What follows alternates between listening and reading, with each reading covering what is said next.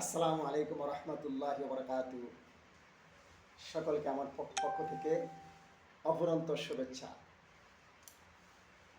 আজকে আমরা জানবো যে আল্লাহর দিন কি। আল্লাহর দিন হলো প্রতিটা সৃষ্টি, প্রতিটা নফস, প্রতিটা সৃষ্টি মূলত প্রথমে আল্লাহর দিনেই থাকে।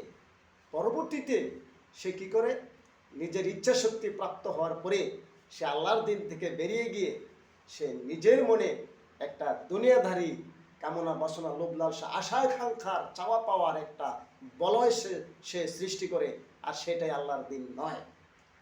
মানুষ এবং জিনের অন্তর ব্যতীত সমগ্র সৃষ্টি তাওহীদে বাস করে, কারণ সমগ্র সৃষ্টি আল্লাহর হুকুমের অধীন। চন্দ্র, সূর্য, পাহাড়, নদী, নালা, গ্রহ, নক্ষত্র, যা কিছু আছে, গাছপালা এবং সৃষ্টির জীবগুলি, সমস্ত সৃষ্টির জীবগুলো আল্লাহর দিনেই বসবাস করে, অর্থাৎ তাওহীদে বসবাস করে।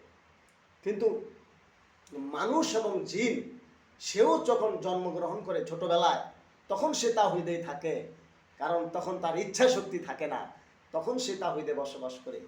পরবর্তীতে এই মানব ছানা এবং জিনের ছানাটা যখন আস্তে আস্তে বড় হয়, বড় হওয়ার পরে সে যখন ভোগ বিলাস এবং লোভ লালসার সংস্পর্শে আসে, সে যখন পদ পদবীর লোভ করে এবং দুনিয়াতে সে ভোগ্য বস্তু তালাশে সুযোগ খুঁজতে থাকে, এবং সে অহরহ সে সুযোগগুলো পেয়েও যায়।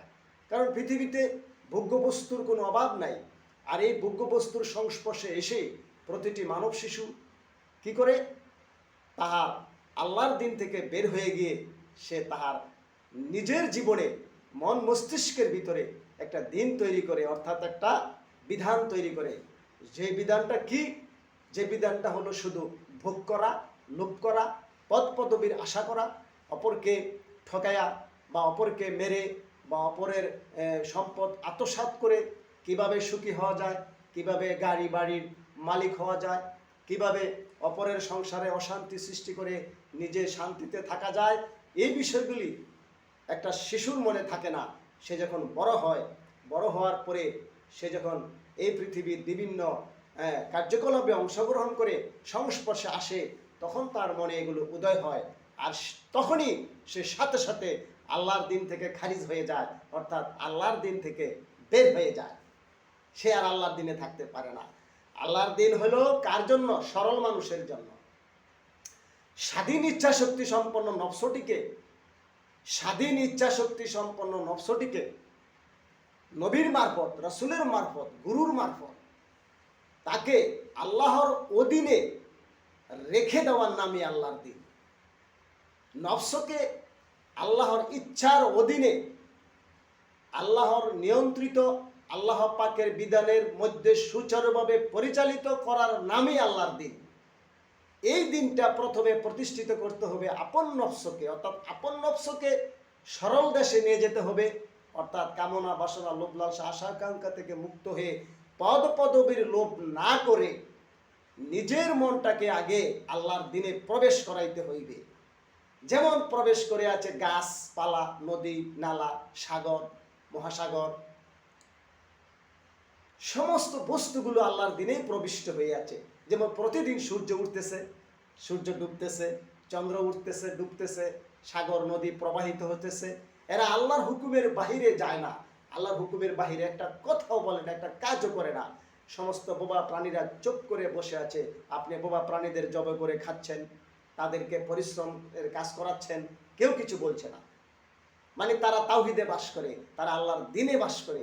কিন্তু আপনি আমি আল্লাহর দিনে বসবাস করতে পারি না, কারণ আপনার আমার স্বাধীন ইচ্ছা শক্তি রহিয়াছে।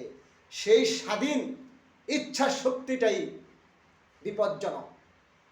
সেই স্বাধীন ইচ্ছা শক্তিটাকে নবীর মারফতে, সাহাবায়ে কেরামের মারফতে, রসুলের মারফতে, একজন কামেল মুর্শিদ বা গুরুর মারফতে কিভাবে আবার আল্লাহর দিনে আনা যায়, এই কোশেশ বা এই মেহনত করার নামেই মুরিদি বা এই শিষ্য।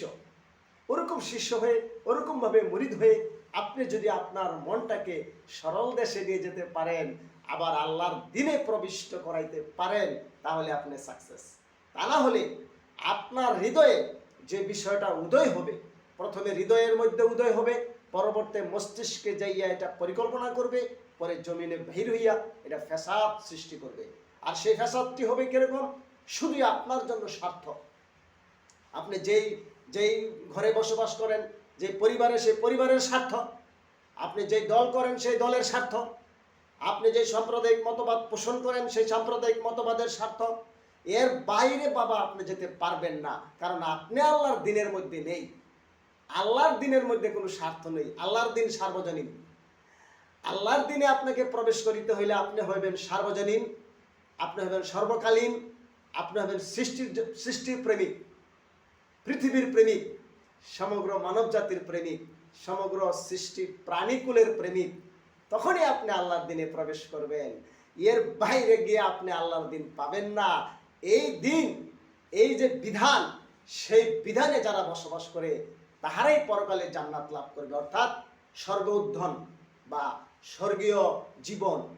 স্বর্গীয় জীবনের আভাটা সে দুনিয়াতেও পেয়ে যাবে। কারণ কেউ যদি আল্লাহর দিনে প্রবেশ হয়ে যায়, প্রবেশ করে ফেলে, তাহলে স্বর্গীয় যে আনন্দ তার হৃদয়ের ভিতরে উদয় হবে এবং সে স্বর্গেই বসবাস করতেছে। এই দুনিয়াটাও তাহার জন্য স্বর্গ হয়ে যাবে। সুবহানাল্লাহি ওয়া বিহামদিহি, সুবহানাল্লাহিল আযীম ওয়া বিহামদিহি, আস্তাগফিরুল্লাহ।